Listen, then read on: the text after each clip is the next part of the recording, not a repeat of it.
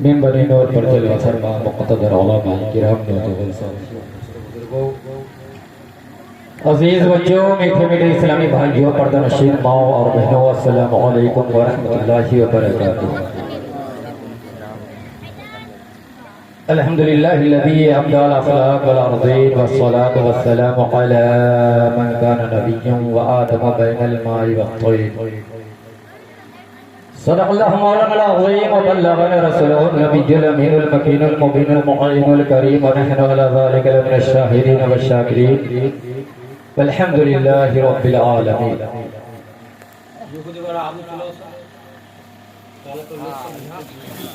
आयतुल कुर्सी पढ़ ले तो शैतान की हिम्मत नहीं कि उसके दिल में वसवसा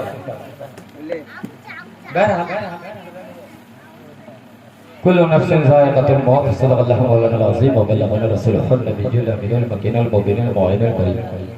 अम्मा बाद, आइए एक मरतबा दुरूद शरीफ पढ़िए। अल्लाहुम्मा सल्लि अला सय्यिदिना व मौलाना मुहम्मदिन तब्बिल क़ुलूबि दवाइहा व अख़्तर अब्दानि व शिफ़ाइहा नूरुल अब्सारि व ज़ियाइहा।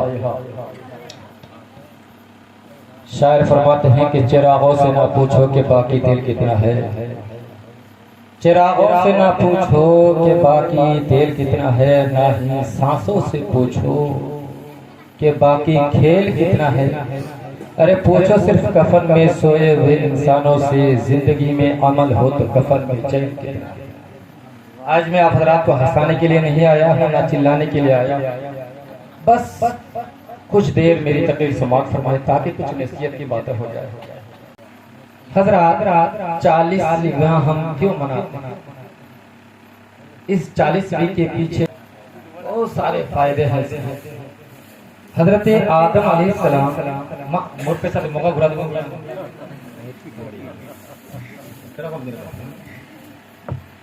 हजरत आदम अलैहिस्सलाम की खमीर, तवज्जो से सुनिएगा, बस काम की बात है कि 40वां हम क्यों मनाते हैं। जब अल्लाह तबारक व तआला ने इरादा फरमाया, फलम्मा अरादल्लाहु तआला अन यख़्लुक़ा ख़लक़ा, बस जब अल्लाह ताला की मर्जी आई खलीफतुल्लाह फिल अर्ज़ की पैदाइश। मौलाना नौशाद साहब अब पीछे क्यों बैठे हैं? इमाम है, आप आगे बैठिए।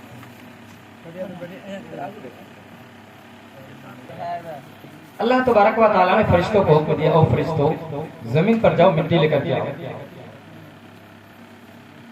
हजरत मिकाईल आए, जमीन के रोने को देखकर वो भी छोड़कर चले गए।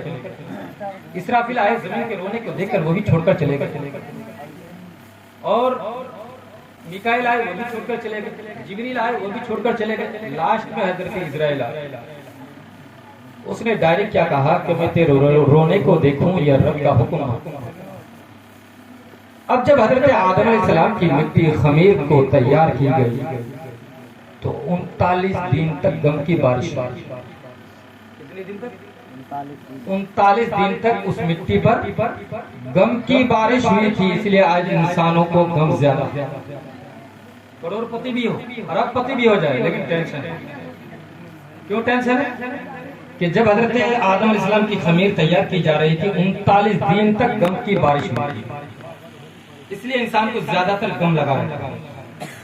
पैसा होने के बावजूद परेशान है, टेंशन है हर किसी इंसान। और एक दिन खुशी की बारिश। तो रब तबारक व तआला अगर गम भी दे तो देने वाला कौन है? रब। फिर भी खुश रहना चाहिए। और अगर दौलत से नवाजे तब भी खुश रहना चाहिए, क्योंकि खुशी देने वाला भी अल्लाह है। जब सरकारे दो आलम सल्लल्लाहु तआला अलैहि वसल्लम ने अपने नबुव्वत का इजहार किया, कितने साल के बाद? 40। सारे नबी 40 साल के बाद अपनी नबुव्वत का ऐलान। अगरचे हजरत ईसा नबी ने अलैहिस्सलातु वस्सलाम 3 दिन में ऐलान कर दिया, लेकिन बाकायदा वो भी 40 साल के बाद ऐलान नबुव्वत। और जब सरकार के पास लोग कलमा पढ़कर मुसलमान हो रहे थे तो 39 शख्स कलमा पढ़कर मुसलमान हो गए, मगर 40वां होने नहीं दे रहे। कौन? उमर फारूक। वो तो उस वक्त ईमान नहीं लाए थे ना, गुंडों के सरदार थे और बहुत बड़े अमीर थे, बहुत बड़े अमीर। 22 लाख मुरब्बा मील पर हुकूमत फरमाने वाले। लेकिन अल्लाह की कुदरत देखी, 40वां हुआ तो हजरत उमर फारूक 40वां शख्स जो कलमा पढ़कर मुसलमान हुए वो हजरत उमर से। अब जब हजरत उमर से 40वां मुकम्मल हो गया तो हजरत उमर फारूक का भी 40 में की बहुत बड़ी आदत। आदम और आदमी इसका मतलब ही है 40।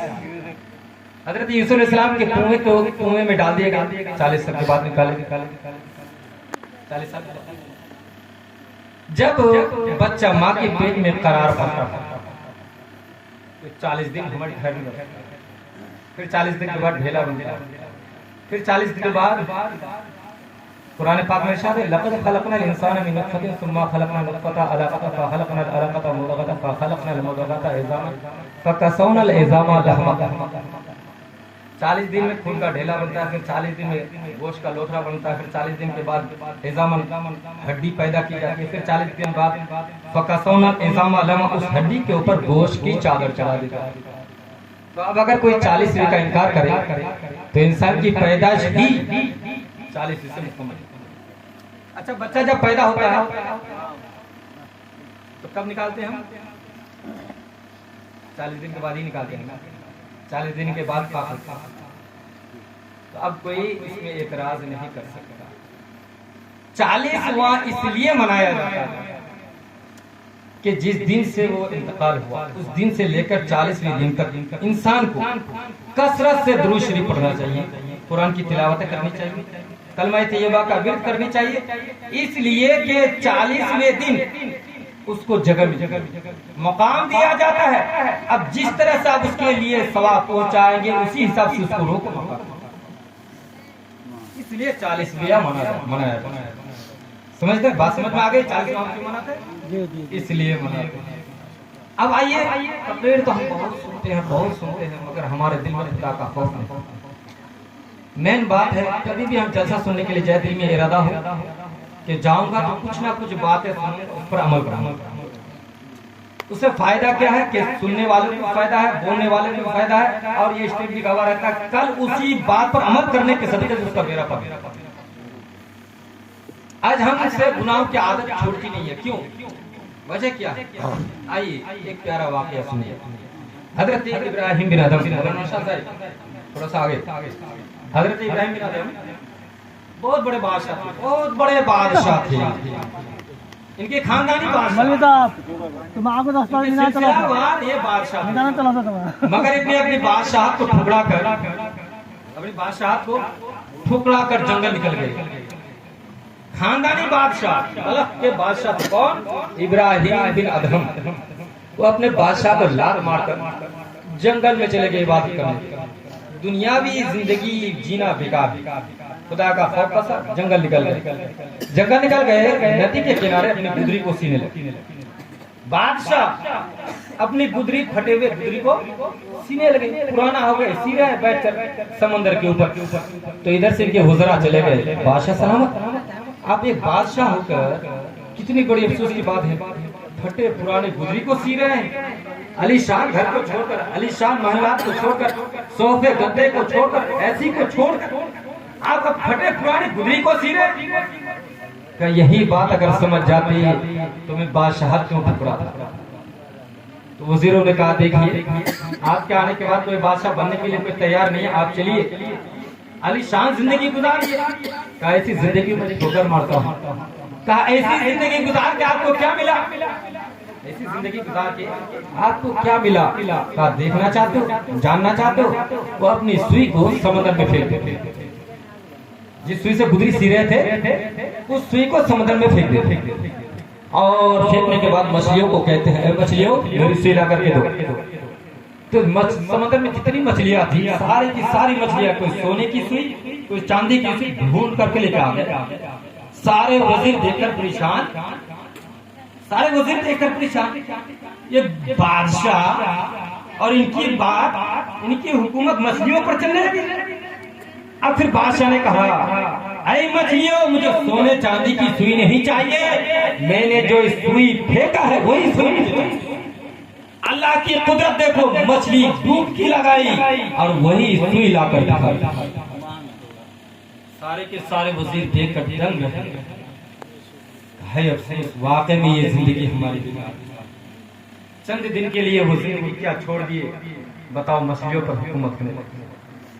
और हम सोचते हैं 60-70 साल की जिंदगी में आए हैं, सोचते हैं यही हमारे लिए सब कुछ। नहीं मेरे दोस्तों, या और बात है कि हम बड़े खुश नसीब हैं कि हम सुन्नी हैं, आले सुन्नत वल जमात में पैदा हुए हैं। हमारा अकीदा है कि हमारे नबी कब्र में आएंगे, हमारे नबी हर घर में मौजूद होते हैं। हमारा अकीदा है कि अगरचे हम सरकार दो आलम सल्लल्लाहु अलैहि वसल्लम के दीदार से मुनव्वर मुशर्रफ हो या ना हो, मगर 60 साल 70 साल की जिंदगी में हम ये तस्वुर करते रहते हैं, इबादतें करते रहते हैं, नमाजें पढ़ते रहते हैं, रोजा रखते रहते हैं, मगर सरकार का दीदार नहीं कर पाते।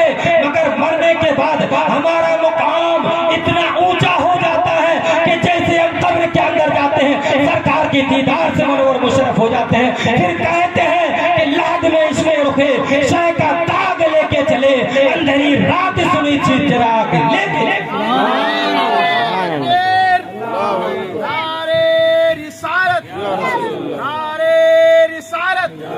मसलके आला हजरत, मसलके आला हजरत, बस्ती बस्ती करिया करिया, बस्ती बस्ती करिया करिया, सरजमीने राजा गाँव, सरजमीने राजा गाँव, नारे तकबीर, नारे रिसालत। समझते मेरे दोस्तों बुजुर्गों, ईमान और अखलास का साथ मरेंगे तो जरूर सरकार का दीदार करेंगे। इसलिए हुज़ूर आला हज़रत ने कहा, लहद में इश्क़ रुके शह का दाग लेके, अंधेरी रात सुनी थी चिराग लेके चले, तेरे गुलामों का नक्श कदम है राहे खुदा, वो क्या बहक सके सुराग लेके चले। कैसे बहक सकता है? नबी के आशिक कभी बहक नहीं सकता है। हमें उम्मीद है सरकार हमें जन्नत मिल जाएगी। अल्लाह ताला मुर्शागिद यार ज़िल्ला पिशादा तो तवज्जो उसी हज़रत इब्राहिम बिन अदहम के पास एक शख्स आया और कहने लगा, सुभान अल्लाह, माशाअल्लाह माशाअल्लाह, अल्लाह ताला सवारा मुला कर दो, वर्ज़िल्लाह सुखी अता करो, खुशी मिलो, बहरहाल तकरीर को बंद करना। ले सुनो, उसी हजरत इब्राहिम बिन अदहम के पास एक शख्स आया, आकर कहने लगा, हुजूर मैं गुनाह छोड़ना चाहता हूँ। मैं सुभान अल्लाह माशाअल्लाह माशाअल्लाह, अल्लाह ताला इन सबों की उम्र में बरकत दे और सेहत में तंदुरुस्ती अता करे। हजरत इब्राहिम बिन अदहम के पास एक शख्स आया, आकर कहने लगा, हुजूर मैं गुनाह छोड़ना चाहता हूँ, मगर गुनाह छूटता नहीं, गुनाह मुझसे छूटता, क्या करूं? हुजूर कोई ऐसा वजीफा बता दीजिए जिसे बुरी आदत मेरी छूट जाए, कोई ऐसा वजीफा बता। इब्राहिम बिन अदहम ने कहा, जब तुम्हें गुनाह का इरादा हो तो अल्लाह का दिया हुआ रिज़्क़ मत खाओ। जब तुम्हें गुनाह का इरादा हो तो अल्लाह का दिया हुआ रिज़्क़ मत खाओ। अब उसने कुछ देर सोचा, सोचने के बाद कहा, हुजूर ये कैसी बात है, सारी चीजें तो अल्लाह है, रिज़्क़ का मालिक तो परवरदिगार है, ये कैसे? क्या फिर तुम्हें शर्म नहीं आती अल्लाह से नाफरमानी करते? अच्छा सुन, जब तुम्हें गुनाह का इरादा हो तो अल्लाह की जमीन को छोड़कर जाकर गुनाह करो। सुभान अल्लाह सुभान अल्लाह, अल्लाहु अकबर। एला बुरी लोग भी पैसा दे मको सोम लग जाए, तुम तो मुख पैसा दिवा रहे, तुम मुख पैसा दीजिए। अल्लाहु अकबर, सुभान अल्लाह सुभान अल्लाह। अल्लाह ताला सबर उम्र और बरकत दो और सेहत ला तंदुरुस्त रखो। बहरहाल सुनो, कुछ जब तुम्हें गुनाह का इरादा हो तो अल्लाह की जमीन को छोड़कर कहीं दूसरी जगह जाकर गुनाह कर ले। अल्लाह की जमीन को छोड़कर, अल्लाह की जमीन को छोड़कर गुनाह कर लेना। अब उसने कुछ देर सोचा, सोचने के बाद कहा, सारी जमीन तो अल्लाह ही की है, सारी जमीन तो अल्लाह ही की है। क्या मौलाना साहब? सुभान अल्लाह सुभान अल्लाह।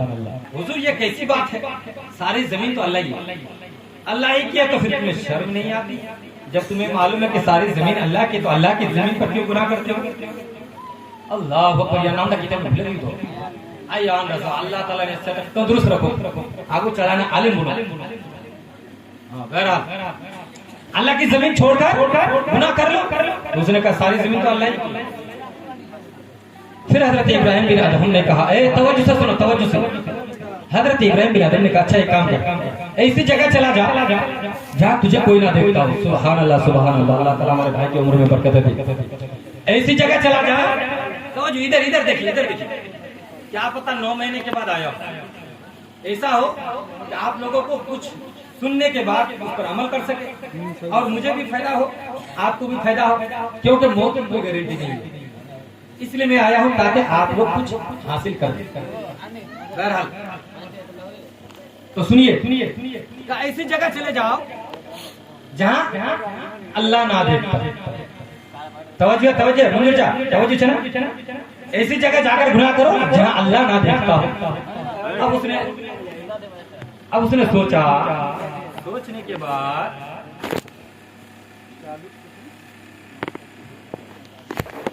सोचने के बाद कहा, अरे जहां जाऊं अल्लाह तो हर जगह मौजूद है ना? कहां जाके गुनाह करूं? अल्लाह तो हर जगह मौजूद है। कहा, फिर तुम्हें शर्म नहीं आती? जब तुम्हें इतना यकीन है कि अल्लाह हर जगह मौजूद है, तो फिर गुनाह करता तो तुझे शर्म नहीं आती? गुनाह करते हुए तुम्हें शर्म नहीं आती?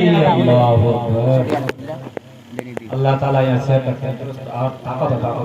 बहरहाल तो फिर तुम्हें गुनाह करते हुए शर्म नहीं आती जब तुम्हें इतना यकीन है, तुम्हें ईमान है कि जहां भी मैं गुनाह करूं अल्लाह मुझे देगा। बहरहाल सुनिए, हजरत इब्राहिम बिन अदहम ने क्या कहा, जब मलकुल मौत आए तो कह देना कह रहे भाई अभी थोड़ी देर रुको, मैं तौबा कर लेता हूँ। थोड़ी देर रुको, मैं तौबा कर लेता हूँ। कहा, हुजूर कैसी बात है, मलकुल मौत हमारी बात मानेंगे? कहा, जब तुम्हारी बात मलकुल मौत मानेंगे नहीं तो फिर गुनाह से बात क्यों नहीं आता? अभी क्यों नहीं तौबा कर लेता? गुनाह से क्यों नहीं बाज आता? जब मलकुल मौत तुम्हारी बात मानेंगे नहीं तो फिर अगर गुनाह करते हुए गुनाह की हालत में अगर मलकुल मौत आ जाए तो तुम्हारी क्या हालत? फिर हजरत इब्राहिम बिन अदहम ने कहा, ऐ बंदे मोमिन, जब अल्लाह का हुक्म हो जाए, फरिश्तों इसको जहन्नम में ले जाकर फेंक दो, तब कहना मैं जहन्नम नहीं जाने। तवज्जो है, समझ में आ रही है? सुभान अल्लाह, माशाअल्लाह माशाअल्लाह, हमारा आफाक चाचा थे 50 टका दिया। अल्लाह ताला यार मोटा बरकत दो और गीत ना सुनो ना चंगड़ा रहो। सुभान अल्लाह, इधर फिर बाबर शहादत भाई 50 टका दिया। जैनू चाव इष्टा दिया, अल्लाह ताला मोटा बरकत दो और शहादत का मोटा बरकत दो। बहरहाल सुनो, प्यार से सुनो। हां, तो कहा जब अल्लाह का हुक्म हो जाए और फरिश्तों इसको जहन्नम में ले जाकर फेंक दो, तब कहना मैं जहन्नम जाने वाला नहीं हूँ। तब कहना मैं जहन्नम जाने वाला नहीं। कहने लगे, हुजूर ये कैसी बात है, क्या वो फरिश्ते हमारी बात मान लेंगे? वो बंदा अर्ज करने लगे, हुजूर सारी बातें मेरी समझ में आ गई। आज के बाद आपको दवा बनाकर मैं सच्चे दिल से तौबा कर लेता हूँ। और जो बंदा सच्चे दिल से तौबा कर लेता है तो हदीस शरीफ में आया है, जब बंदा सच्चे दिल से तौबा कर लेता है तो अल्लाह ताला उसके अगले पिछले तमाम गुनाहों को माफ फरमाकर उसके गुनाहों को नेकी में तब्दील कर देता है। उसके गुनाहों को नेकियों में तब्दील कर देता है। मेरे दोस्तों बुजुर्गों, गुनाहों से तौबा कर लो, कोई पता नहीं कब मर जाएंगे। गुनाहों से तौबा कर लो, तौबा कर लो, अभी मौका है। मौत की कोई पता नहीं कब मौत आ जाए, किसी को पता नहीं। अल्लाह ताला सबों की उम्र में बरकत दे। अब अगर मैं नाम लालिम सवारे तो बलान टाइम लग गई। अल्लाह ताला सवारा उम्र बरकत और मुर्तकिया सुनने अमल करवट तौबा गुनाह से तौबा कर लो। कोई पता नहीं कब मौत आ जाएगी हमारी, कोई भरोसा नहीं। कभी मैंने ये नहीं सोचा था कि मेरे मितवा कितनी जल्दी निकल जाएगा, ये नहीं सोचा था। मेरे यहाँ से जाने का सिर्फ 9 महीना हो, बड़ी अफसोस हो रही है। तो मेरे दोस्तों बुजुर्ग, इस वाकये से आपको पता चल गया हो, आप जहाँ भी गुनाह करेंगे अल्लाह ताला अलीमुम बिज़ाति सुदूर, तुम्हारे दिल की बातों को भी जानता है। दिल में जो सोचता वो भी जानता। अल्लाह अकबर। मेरे दोस्तों बुजुर्ग, अपने गुनाहों से तौबा कर लो। देखो एक प्यारा वाकया, एक बंदा उसका काम था कब्र खोदना। कब्र खोदता था और 1000 रुपये लेता था। एक दिन वो कब्र खोद रहे और रो रहे। उसी कब्रिस्तान के करीब से एक बुजुर्ग का गुजर गया। एक बुजुर्ग का गुजर हो गया। बुजुर्ग ने ठहर कर उस बंदे मुंह से पूछा, ए बंदा जरा ये तो बता, तू कब्र भी खोदता है और रो भी रहा है, आखिर मामला क्या है, माजरा क्या है? उसने कहा, हुजूर क्या बताऊं, मेरे सामने एक ऐसा वाकया पेश आया, उस दिन से मैं बहुत रो रहा हूँ। कहा क्या हुआ? कहा हुजूर क्या बताऊं, मैं एक कब्र खोदता था, 1000 रुपये लेता था, मैं बड़ा शराबी था, बड़ा गुनहगार था, लेकिन एक दिन मुझे 3 कब्र खोदने का मौका मिला और कब्र खोदने के बाद, कब्र तैयारी करने के बाद मैं सुस्ताने के लिए एक जगह पर जाकर बैठा। अचानक मैं क्या देखता हूँ कि आसमान से एक फरिश्तों की टोली आई। आसमान से एक फरिश्तों की टोली आई। उन फरिश्तों में एक सरदार भी थे। फरिश्ते कब्रिस्तान में उतरने के बाद पहले एक कब्र पर गए। कब्र पर जाने के बाद फरिश्तों ने सरदार से पूछा, आका सरदार जरा ये तो बता दीजिए, इसमें जो बंदा दफन होगा वो जन्नती होगा या जहन्नमी होगा? तो फरिश्तों के सरदार अर्ज करते हैं, वो जन्नती की कब्र, ये जन्नती की कब्र है। फिर फरिश्ते दूसरे कब्र में पहुंचते हैं। वहां पर पहुंचने के बाद फिर फरिश्ते अपने सरदार से अर्ज करते हैं, आका जरा ये तो बता दीजिए कि इस कब्र में जो दफन होगा वो बंदा जन्नती होगा कि जहन्नमी होगा? फिर वो फरिश्तों के सरदार अर्ज करते हैं, ये कब्र वाले भी जन्नती हैं। फिर तीसरी कब्र पर पहुंचते हैं। फरिश्ते अर्ज करते हैं, ऐ मेरे सरदार जरा ये तो बता दीजिए कि इस कब्र में दफन होने वाले जन्नती होंगे या जहन्नमी? फरिश्तों के सरदार अर्ज करते हैं, इस कब्र में जो बंदा जो औरत दफन किए जाएंगे उसको मिट्टियां इस तरह से दबाएगी कि उसकी पसलियां इधर की उधर हो जाए, इधर की पसलियां इधर की उधर हो जाए। अल्लाह अकबर। वो बंदा अर्ज करते हैं, हुजूर क्या बताऊं, मैं कब्र खोद कर कब्र को तैयारी करके मैं बैठा हुआ, एक जनाजा आया, सिर्फ 7 बंदा लेकर के आया। कितने? सिर्फ 7 आदमी एक जनाजा को लेकर के आए। मैंने उनसे पूछा, उन्होंने आया, मुझे 1000 रुपये थमा दिए। 1000 रुपये थमा दिए। मैंने भी, उन्होंने सफे दुरुस्त की, मेरी भी उनके साथ नमाज जनाजा पढ़ने के लिए खड़ा। नमाज जनाजा पढ़ने के बाद जब दफन कर दिए, लोग जाने लगे, तो मैंने एक बंदे की दामन को पकड़ा और कहा, ए बंदा मोमिन जरा ये तो बता दे, क्या पूरे गांव में सिर्फ 7 ही आदमी थे कि इनकी नमाज जनाजा में और आदमी क्यों नहीं आए? तो उस शख्स ने कहा, ये बंदा जो है हमारे गांव का सबसे गरीब बंदा है और गरीबों की नमाज जनाजा में कौन आते हैं? गरीबों की नमाज जनाजा में कौन आते हैं? हम 7 आदमी को इनसे मोहब्बत थी, हम लोगों ने इनको कंधा दिए, जनाजा पढ़े और दफन कर दिए। अल्लाह अकबर। अब वो बंदा कब्र खोदने वाले अर्ज करते हैं, ऐ बंदा मोमिन जरा ये तो बता, इसका अमल क्या? बंदा मोमिन जरा ये तो बता, इसका अमल क्या था? वो बंदा अर्ज करते हैं, अगर ये गरीब था, मगर अगर ये झोपड़ी में रहता था, मगर इसके घर में रात भर चिराग की रोशनी जलती रहती थी और अल्लाह अकबर की सदाएं आती रहती। अगर ये गरीब था, मगर इसके घर से अल्लाह अकबर की सदाएं आवाजें आती थी, ये रात भर इबादत में गुजारा। अच्छी बात है कि आप लोगों ने एक जन्नती की नमाज जनाजा पढ़ी, मैंने भी एक जन्नती की नमाज जनाजा पढ़ी, आप लोग बहुत बड़े खुशनसीब हैं। फिर वो बंदा अर्ज करते हैं, इसी तरह से मैं बैठा हुआ हूँ, 4 आदमी एक जनाजा को लेकर के आए। कितने आदमी? सिर्फ 4 आदमी जनाजा लेकर के आए। उन्होंने आकर मुझे 1000 रुपये दिए। मैंने वो 1000 अपनी जेब में डाल लिए। डालने के बाद नमाज जनाजा के लिए सफे दुरुस्त की गई। मैं भी नमाज जनाजा में खड़ा हो गया। खड़ा होने के बाद जब नमाज से फारिग हो गए, दफन कर दिए। दफन करने के बाद मैंने एक बंदाए मोमिन को पकड़ा और कहा, बंदाए मोमिन क्या पूरे गांव में सिर्फ 4 ही आदमी थे? कहा नहीं, गांव में तो बहुत सारे आदमी हैं, मगर ये हमारे गांव के नहीं है। कहा अल्लाह अकबर। वो बंदा अर्ज करता है कि सिर्फ 4 ही आदमी हो? क्या क्या बताएं आदमी इनकी नमाज जनाजा में कैसे आए? गरीबों की नमाज जनाजा में लोग कैसे आए? लोग तो अमीरों की नमाज जनाजा में आते हैं इसलिए कि उनके बेटे को लोग दिखाएंगे, उनके अजीजों अकरब रिश्तेदार को लोग दिखाएंगे कि फला शख्स आए थे, फला शख्स आए थे, नाम होगा, चर्चा होगा। इस बंदे के नमाज जनाजा में लोग कैसे आएंगे? ये बंदा जो है हमारे गाँव के नहीं थे। तो फिर जब ये तुम्हारे गाँव के नहीं थे तुम्हें कैसे पता कि मुसलमान है कि मोमिन है कि हिंदू है कि काफिर? कहा क्या बताऊं, ये एक मुसाफिर खेमा लगाया हुआ था और उसकी खेमे से रात भर अल्लाह अकबर की सदाएं आती थी और अज़ान की आवाजें आती।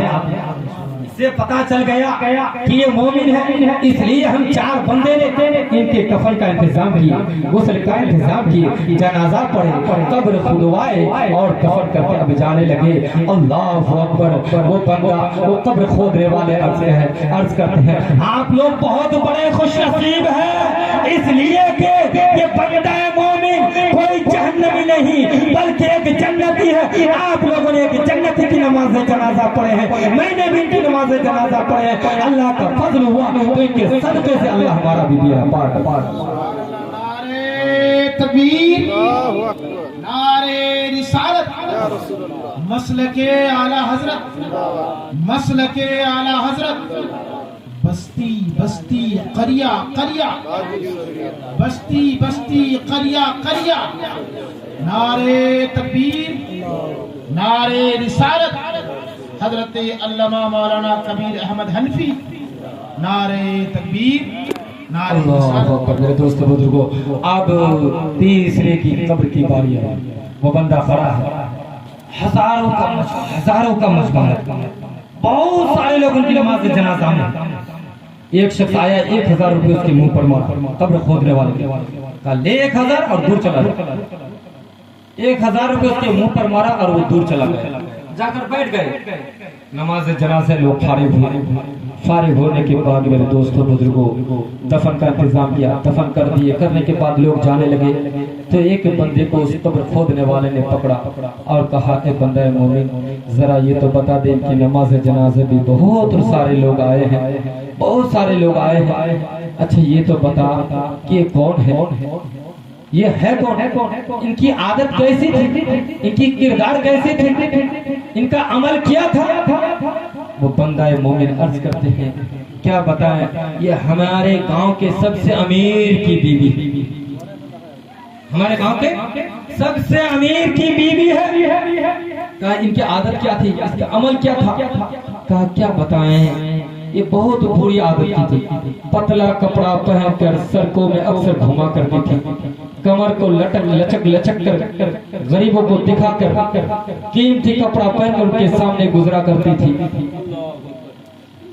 हजरात मोहतरम, अगर कोई गरीब औरत इनके सामने हाथ फैला देती कि बहन आप तो बहुत अमीर हो, बहुत पैसे वाले हो, हमारे घर में खाने के लिए कुछ नहीं है, कुछ पैसे दे दो, तो वो औरत कहती थी मेरा हाथ तुम जैसे निकलने लोगों के हाथ में कैसे जा सकती, तुमने ये कैसे सोच लिया? कभी ये गुमान में भी मत लाना, धक्के देती थी और वो औरत रोती हुई घर से बाहर चली जाती। कभी इसने कभी किसी गरीब की सेवा नहीं, बल्कि अगर गरीब को देख लेती थी बहुत जलती थी, मटक कर चला करती थी, पतला और भारी कपड़ा पहना करती थी, हुस्न दिखाकर चला करती थी। अल्लाह अकबर। वो कब्र खोदने वाले अर्ज करते हैं ऐ बंदे मोमिन एक बात बताऊं, अगरचे इनकी नमाज जनाजा में बहुत सारे लोग आए हैं, मगर मैंने 3 कब्र खोदे, तीनों के मनाजिर को देखा है, ये कब्र वाले कोई अच्छी काम करके नहीं आए हैं। जैसे आप इसको कब्र में दफन कर दिए हैं, मैंने सारी बातों को समझ गए हैं। यहाँ अल्लाह के फरिश्तों की एक टोली आई थी, वो बता रहे थे जैसे उस औरत को कब्र में रखी जाएगी, कब्र उसको इस तरह से दबाएगी कि इधर की पसली इधर हो जाएगी, अल्लाह अकबर, इधर की पसली इधर हो जाएगी।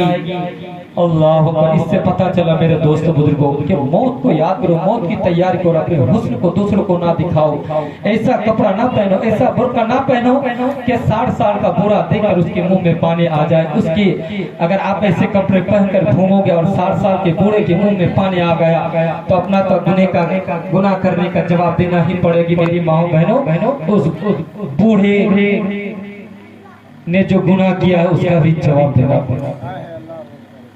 क्या उसका भी जवाब देना पड़ेगा। ये मत समझो ये 60-70 साल की जिंदगी है, ज्यादा ऐश की जिंदगी मत गुजारा करो। 10 से 15 साल चेहरे तुम्हारे सही रहेंगे। अगर ज्यादा इतराने की कोशिश की, फोरा फुर से आ गए तो दावत वली में भी जाना गवारा नहीं करती कि मेरे जिस्म में घाव पड़ गए, लोग देखेंगे तो क्या कहेंगे। शर्म करो मेरी माँ बहनों, कुछ तो हया करो। हया ईमान का आधा हिस्सा है। ऐसे काम मत करो कि तुम्हें देखकर 80 साल के बूढ़ों के मुंह में पानी आ जाए और न अपने गुनाह का जवाब देना पड़ेगा और उस बूढ़े के जो गुनाह किया है उसका भी जवाब देना पड़ेगा। बहरहाल मेरे दोस्तों बुजुर्गों, मौत के बाद बहुत सख्ती है। मौत कोई आसान लफ्ज नहीं है। मौत एक भयानक लफ्ज है। मौत दिल को दहला देने वाला लफ्ज है। मौत का लफ्ज सुनते ही अच्छों के जिस्म मक्की तारी हो जाती है। मौत का तस्वर रुस्तम ज़माना का होश उड़ा देता है। मौत बड़े मगरूर मुतकब्बिर बादशाहों को लर्ज़ा बरदम कर देता है। मौत ना किसी के बुढ़ापे को देखती है, मौत ना किसी के जवानी को देखती है। मौत ना ये देखती है कि किसका बच्चा यतीम हो रहा है। मौत ना ये देखती है किसकी बीवी बेवा हो रही है। मौत ना ये देखती है किसका सुहाग गुजर रहा है। मौत कभी ये नहीं देखती है किसका घर बर्बाद हो रहा है। मौत ये नहीं देखती है किसका नशीबन तबाह हो रहा है, बल्कि जैसे ही मौत का वक्त आता है उसी वक्त उसके जिस्म से रूह को अलग कर देता है। शायर कहते हैं होती है इब्तिदा आलम की इंतहा, बनाया रब ने जिसे बस वह है फना। एक दिन फना होना है। कुरान पाक में इरशाद है या अय्युहल्लज़ीना आमनू कू अनफुसकुम व अहलीकुम नारन वक़ूदुहा अन्नास वल हिजारा। इस आयत का तर्जुमा मालूम है मेरे दोस्तों को? ए ईमान वालों, अपने आप को, अपने अहलो अयाल को, अपने घर वालों को उस आग से बचाओ जिसका ईंधन आदमी और पत्थर होगा। समझ में नहीं आई बात? शायद जिसका ईंधन आदमी और पत्थर होगा, समझ में नहीं आई। आग को भड़काने के लिए मिट्टी का तेल डालते हैं ना, आग को भड़काने मिट्टी का तेल या डीजल का इस्तेमाल करते हैं, तब आग भड़क उठती। तो जहन्नम की आग को भड़काने के लिए आदमी और पत्थर को डाला जाएगा। समझ में आई? आदमी या अय्युहल्लज़ीना आमनू कू अनफुसकुम व अहलीकुम नारन वक़ूदुहा अन्नास वल हिजारा। ऐ ईमान वालों, अपने आप को, अपने अहल अयाल को, अपने घर वालों को उस आग से बचाओ, उस आग से बचाओ जिसका ईंधन आदमी और पत्थर होगा। अल्लाह कुर्बान जाओ। खुदा ना खास्ता अगर हम लोगों में से जहन्नम का ईंधन कोई बन जाए तब क्या हासिल होगा। अल्लाह ना करे हम ऐसे कोई ना बने। हम ये नहीं चाहते, कलमा पढ़ने वाले नहीं जाएंगे। उम्मीद हमें यकीन है, हमको नबी से मोहब्बत है, हम जरूर जन्नत जाएंगे।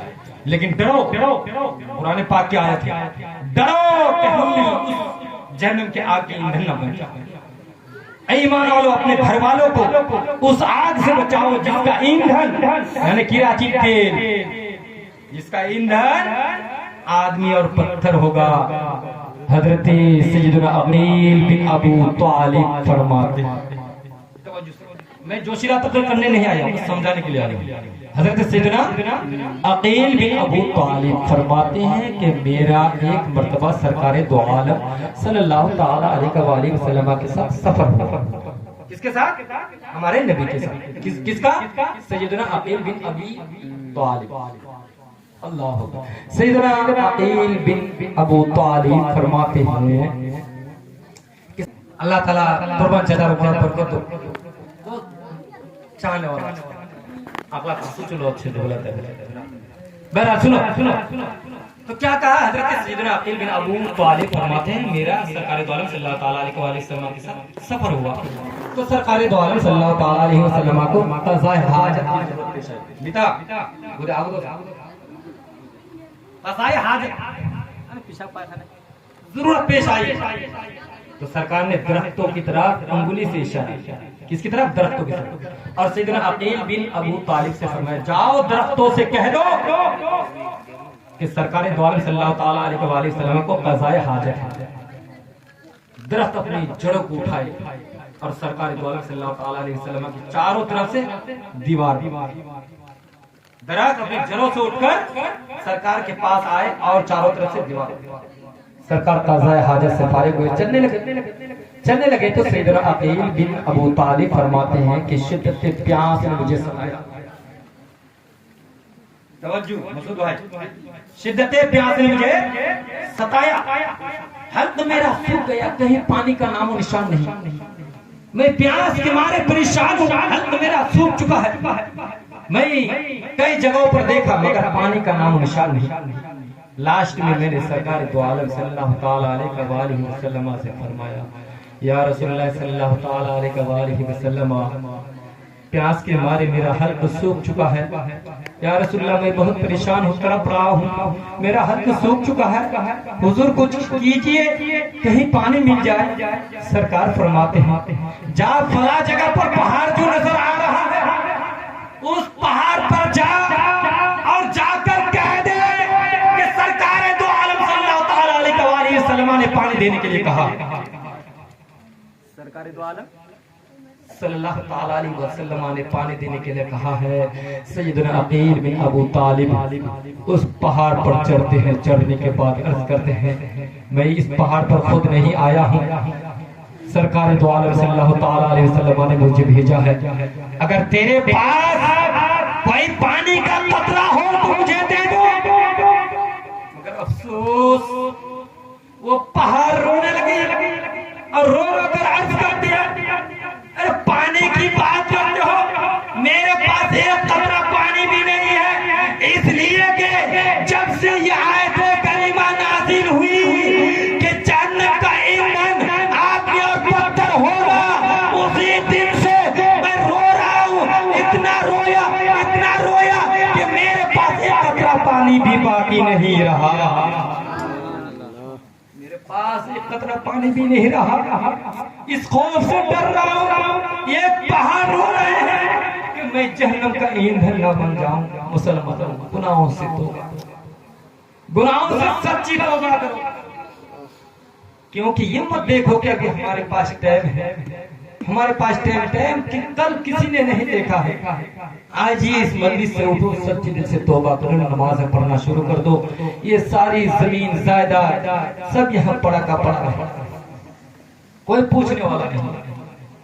काश अगर आपने अपनी औलादों की सही तरबियत की है, अपने बेटे को आलिम दीन बनाया है, अपने बेटे को हाफिज कुरान बनाया है, अपने बेटे को नमाजी बनाया है, तो खुदा की कसम आपका बेटा कब्रिस्तान जाएगा। कब्रिस्तान जाकर अगर 3 मरतबा सिर्फ सूरह इखलास यानी कुल हुवल्लाहु अहद 3 मरतबा ये सूरत पढ़ लेगा और पढ़कर इसाले सवाब पहुंचाएगा, तो एक कुरान पढ़ने का सवाल उसकी रूह को ठंडक पहुंच जाएगा। नारे रिसालत, मसलके आला हजरत, इश्क मोहब्बत, इश्क मोहब्बत, इश्क मोहब्बत, इश्क मोहब्बत, बस्ती बस्ती करिया करिया, बस्ती बस्ती करिया करिया, सर जमीने राजा गांव, सर जमीने राजा गांव, हजरत अल्लामा मौलाना मोहम्मद कबीर अहमद हनफी, नारे तकबीर, नारे रिसालत। मेरे दोस्त बुजुर्गों, पढ़ाओ अपनी औलाद को, वही काम आएगा, नमाजी बनाओ, वही काम आएगा। वरना जो काम करते हैं उन्हें फुर्सत नहीं है कि कब्रिस्तान जाए। कितने लोग हैं आप लोग कब्रिस्तान जाते हैं? सबके घर से दादा परदादा गुजर गए, किसी को फुर्सत नहीं है। हाँ, अगर आप अपने बेटे को मस्जिद का इमाम बनाएंगे, दौलत के लिए मत पढ़ाइए, दौलत के लिए नहीं, दीन के लिए पढ़ाइए। दौलत के लिए पढ़ाएंगे तो फिर दीन पर चलेगा, क्योंकि दौलत उसी को मिलती है जो बढ़िया बस्ता कॉपी और जो ईमानदारी में रहेगा उसकी दौलत में बरकत तो होती है, खाने में जायका मिलता है, टेस्ट तो आता है, स्वादिष्ट तो है, मजा तो है, मगर तकलीफ भी है, मगर तकलीफ भी है। काश आज अगर अपने बेटे नमाजी बना दें, कुरान पढ़वा देंगे, हजरत अबू बकर सिद्दीक की सदाकत उसके दिल में उतार देंगे, हजरत उमर फारूक आज़म अदल उसके दिल में उतार देंगे, हजरत उस्मान गनी की सखावत अपने औलाद के दिल में उतार देंगे, हजरत अली की शिजाअत अब अपने बच्चों के दिलों में उतार देंगे। आपका बेटा नमाज मस्जिद में पढ़ेगा अल्लाहुम्मा ग़फ़िरली वले वालिदैय, अल्लाहु अकबर, नमाज में पढ़ेगा अल्लाहुम्मा ग़फ़िरली वले वालिदैय। खुदा की कसम कहता हूँ इसका तर्जुमा ये है कि अल्लाह मेरे गुनाहों की मग़फ़िरत फरमा, मेरे माँ बाप के गुनाहों की मग़फ़िरत फरमा। नमाजी बनाओगे तभी तो फायदा पहुंचेगा मरने के बाद, नमाजी बनाओगे नहीं तो फुर्सत ही नहीं, फुर्सत है कितने लोग गए कब्रिस्तान में। अल्लाह अकबर। बसरा में एक औरत थी, एक शख्स ने उसके चेहरे को देखा तो देख कर कहने लगा, माई जरा एक बात बता, क्या कभी तुम्हारे ऊपर गम नहीं आया कि तुम्हारा चेहरा इस तरह से खिल रहा है? अल्लाह अकबर। हमारे निजामुद्दीन चचा ने 2 मरतबा पैसे दिए, अल्लाह ताला इनकी उम्र में बरकत दे, इनको इनकी सेहत में तंदुरुस्ती अता फरमाए। तवज्जो से सुनिए, आगे ना सुनो, बिचा टबा पानी उस पे मोरवा दिलाते, तो कीड़ा मकोड़ा बिच्छू कतला सोना टुकड़ा, आज थोड़ी सी पथरी हो जाए रात भर नींद नहीं आती है, सुबह आसपास के लोग आकर घेर लेते हैं, क्या हो गया क्या हो गया क्या हो गया, और जैसे ही रूह निकल जाती है अल्लाह अकबर, कोई पूछने वाला नहीं। चलो एक बात याद आ गई, उस बात को भी मैं छोड़ रहा, एक बात याद है, जब मलकुल मौत आते हैं मेरे दोस्तों तो जैसे सुनिएगा, मैं हकीकत में क्या कैसे तकलीफ करता था उस तरह से तकलीफ करने नहीं आया, मैं समझाने वाला। देखिए खुदा का बहुत बसा है, जब मलकुल मौत आते हैं रूह निकालने के वक्त इंसान को बहुत तकलीफ होती है, बहुत तकलीफ। हजरत सैयदना मूसा नबी अलैहि तस्लीम से पूछा गया कि रूह निकालने के वक्त इंसान को किस कदर तकलीफ होती है, तो अर्ज किया जैसा कि जिंदा बकरी के जिस्म से चमड़े को उतार लिया। अब बताओ, बगैर ज़बह किए बकरी के जिस्म से अगर चमड़े को उतार लिया जाए किस कदर तकलीफ, बहुत तेज। तो इस तरह से रूह के निकलने वक्त तकलीफ होती है। मेरे दोस्त बुजुर्ग, खुदा का खौफ बताओ, जब मलकुल मौत आते हैं 5 फरिश्ते आते हैं, जब रूह हल्क में जाकर अटक जाती है, तवज्जो है ना, तवज्जो है,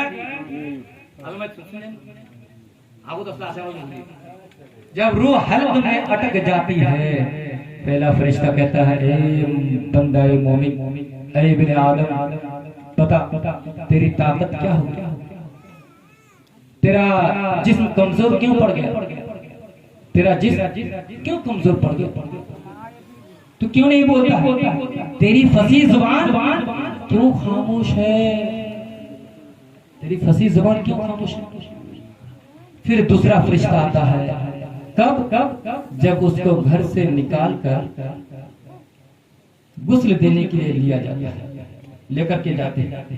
अल्लाह पर जब उसको गुस्ल दिया जाता है तो वो फरिश्ते अर्ज करते हैं, ऐ इब्ने आदम, जिस घर को तूने, जिसकी तबाही से तूने आलीशान घर बनाया, खून पसीना बहा, रात दिन मजदूरी करने, बहुत बेहतरीन घर बनाया, दुश्मनों से बचने के लिए एक ऊंट तैयार किया, दुनिया की तबाही से बचने के लिए एक बेहतरीन घर बनाया, तेरी ही औलाद तुझे घर से निकाल रहा है और तू खामोश क्यों नहीं बोल रहा है, उसकी जुबान खामोश है।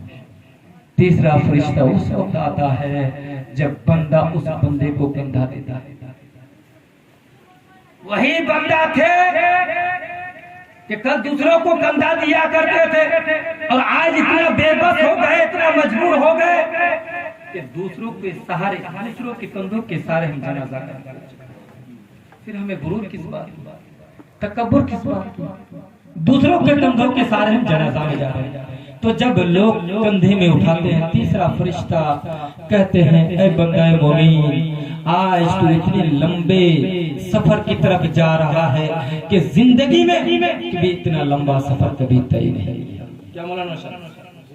जिंदगी में कभी इतना लंबा सफर तय नहीं किया। चौथा फरिश्ता उस वक्त आता है जब बंदे को कब्र में उतार दिया जाता है।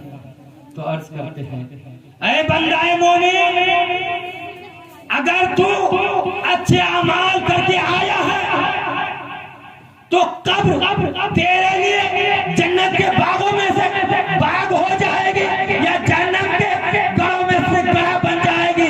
अगर तेरा अमाल अच्छा होगा तो जन्नती बन जाएगा, तेरे लिए जन्नती खिड़कियां खोल दी जाएगी।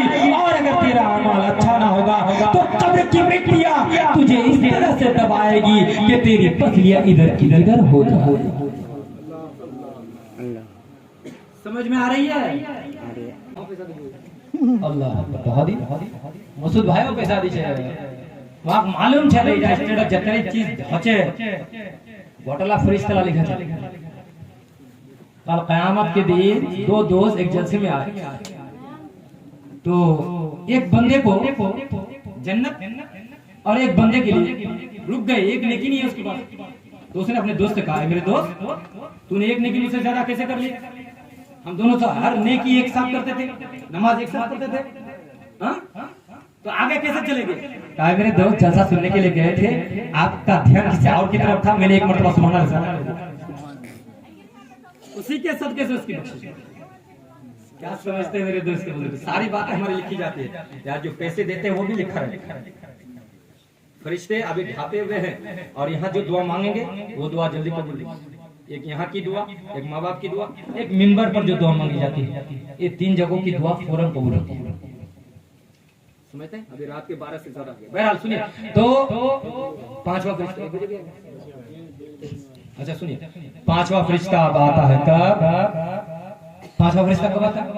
जब सारे लोग चलने लगते हैं, सारे लोग जाने लगते हैं दफना करके। अब फरिश्ता अर्ज करते हैं, ऐ इब्ने आदम, अगर ये सारे लोग तेरे पास खड़े भी रहते तो तुझे क्या फायदा? तुझे तेरे अमाल का बदला मिलेगा, तुझे तो तेरे अमाल का बदला मिलेगा। मगर मेरे दोस्तों बुजुर्गों, एक बात याद रखो, आज इंसान मर जाता है मगर हमारे दिल में एक जरा सा भी खुदा का खौफ नहीं। उस दिन भी हम गाय ज़रा करते हैं, लोग खाने के लिए मर मरते हैं। एक बंदा इस दुनिया को, एक अजीज अकारीब को, रिश्तेदार को, अपने औलाद को, अपनी बीवी को छोड़कर चले गए। एक दिन हमें भी जाना है मगर उस दिन का भी खाना हम नहीं छोड़ते, उस दिन का खाना भी हम नहीं छोड़ते हैं। कितनी बड़ी अफसोस की बात है, क्या एक जरा सा भी खुदा का खौफ नहीं, हमें भी मरना है। खुदा के वास्ते उस दिन गाय ज़बह करना बंद कर दो। खुदा की कसम कहता हूँ मेरे दोस्तों बुजुर्गों, जितना उस दिन उस मैयत के लिए जितने देर तक आप खाना खाएंगे, उतने देर तक अगर मैयत के लिए कलमा तैयबा का विर्द करेंगे तो उसकी रूह को ठंडक पहुंचे। मेरे दोस्तों बुजुर्गों, कुछ तो ख्याल है। आज हमारा हाल क्या है? कफन देके आते हैं, गाय ज़बह नहीं करना चाहिए, बल्कि रिवायतों में आया है, कौन ऐसा मर्द मोमिन है आसमान टपक सकता है, जमीन फट सकती है, नबी का फरमान कभी गलत नहीं हो सकता। सरकार फरमाते हैं, अगर तुमको अपनी माँ से मोहब्बत है, अगर तुमको अपने बाप से मोहब्बत है, तो जैसे ही तुम दफना कर सारे लोग चले जाते हैं, सरकार फरमाते हैं मैयत के पास इतने देर तक बैठकर इस्तग़फ़ार को, जितने देर तक एक ऊँट ज़बह करके तक़सीम करिए। रिसालत मसलके आला हज़रत, मसलके आला हज़रत, नारे तकबीर, नारे रिसालत। इस हदीस पर कोई अमल करने वाले हैं? अच्छा खत्म, बस पानी नहीं हो गए साहब, आज रहमत बरसा, पानी की बरसी। इस हदीस पर कोई है अमल करने वाले? सरकार क्या फरमाते हैं, जब कोई मर जाए तो उसके कब्र के पश्चिम तरफ यानी आमने सामने होकर सवाल जवाब पढ़ो। मन रब्बो का मा दीनों का मा कुंता तक़ुलु फी शान हाज़ा रजुल। हो सके तुम्हारी आवाजें सुन ले और सवाल का जवाब देने में आसानी हो जाए तो उसका बेड़ा पार। तो एक ऊंट ज़बह करके तकसीम करने में कम से कम 2 से ढाई घंटा लगेगा। 2 से ढाई घंटा लगेगा। कोई रहते हैं गोश और बोटी के चक्कर में सारी जिंदगी गुजर गई, उस दिन खुदा के वास्ते छोड़कर कम से कम कब्र के पास कोई बंदा खड़ा रहो, सूरह बकरा की तिलावत करो। बस खत्म कर दिया जाए। अल्लाह ताला हम सबको मेरी चंद बातों पर अमल करने की तौफीक दे। अस्तगफिरुल्लाह रब्बी मिन कुल्लि ज़ंबी व अतूबु इलैह।